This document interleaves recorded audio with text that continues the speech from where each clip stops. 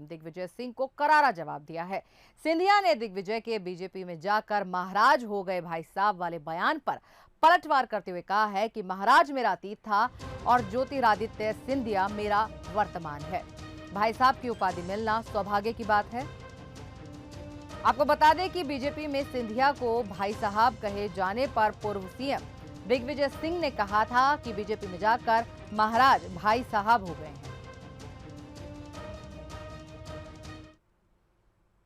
दिग्विजय सिंह जी ने कहा था कि भाई साहब, हाँ, मैं आपसे पूछना चाहता हूं, आप भाई बनना चाहते हो, बेटे बनना चाहते हो, या आप महाराज बनना चाहते हो? मैं तो भाई और बेटा बनना चाहता हूं भैया। मैं अपना सौभाग्य समझता हूं कि अगर भाई साहब की उपाधि मुझे मिली है, भाई तो जीवन पर्यंत होता है और इस दुनिया में रहने के बाद भी भाई रहता है।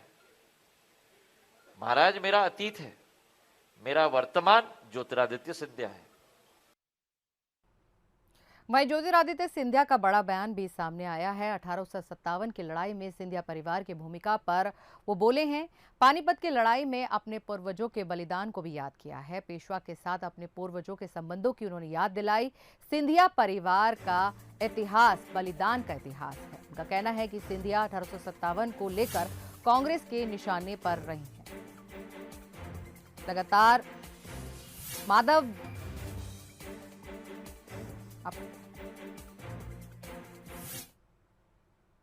एक और कहना चाहता हूं, कल श्रीमंत बाजीराव पेशवा जी की जन्म जयंती थी। उनके दाहिने हाथ छत्रपति शिवाजी के मेरे पूर्वज राणोजी महाराज थे और उनके बाएं हाथ मल्लाराव होलकर इंदौर के राजा थे। और सिंधिया परिवार ने पानीपत की लड़ाई में सिंधिया परिवार के 3 वंशजों को सिर काट के बरछे पे लहराया गया था अहमद शाह अब्दाली की सेना के द्वारा। मराठा फौज में एक भय का वातावरण तैनात करने के लिए मेरे पूर्वज दत्ताजी महाराज को जब नजीब उद्दौला ने मारने की कोशिश की थी, गोली लगाई थी और बोला था क्यों दत्ताजी और लड़ोगे, तो दत्ताजी महाराज ने उत्तर दिया था जिएंगे तो लड़ेंगे।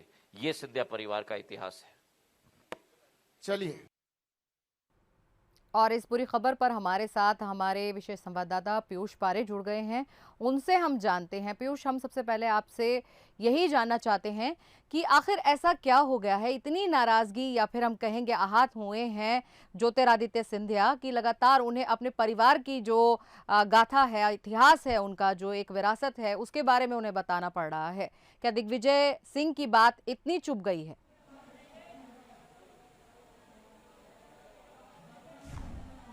देखिए, बिल्कुल आपने सही कहा। और जन आशीर्वाद यात्रा के दौरान केंद्रीय मंत्री ज्योतिरादित्य सिंधिया के जो तेवर हैं वो काफ़ी आक्रामक नजर आ रहे हैं। साफ तौर पर लगातार कांग्रेस पर वे हमला बोल रहे हैं। और आज जब मीडिया से रूबरू हुए तो सिंधिया परिवार का जो इतिहास था उस पर भी उन्होंने यहाँ पर पूरी तरीके से जोर दिया। और सबसे महत्वपूर्ण बात ये रही कि जो पानीपत का युद्ध था उसका जिक्र भी इस दौरान जो है वो यहाँ पर नजर आया। ज्योतिरादित्य सिंधिया का कहना था कि पानीपत के युद्ध में उनके पूर्वजों ने बलिदान दिया था, अंग्रेजी सेना से यहाँ पर लड़ाई लड़ी, मुगल शासकों से यहाँ पर सीधे तौर पर जो है वो सिंधिया परिवार ने अपना शौर्य दिखाया।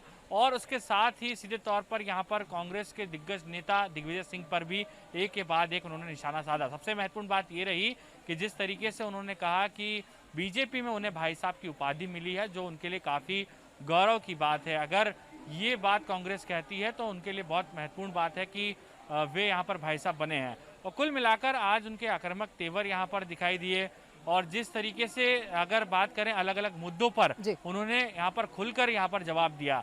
और कुल मिलाकर जो जन आशीर्वाद यात्रा थी उसका मकसद तो यहाँ पर सीधे तौर पर जनता का आशीर्वाद लेना था, लेकिन उसके साथ साथ आज उन्होंने एक के बाद एक यहाँ पर कांग्रेस को निशाने पर लिया और हर एक सवाल का यहाँ पर जवाब देते हुए नजर आए। जी पीयूष, बहुत बहुत शुक्रिया तमाम जानकारी देने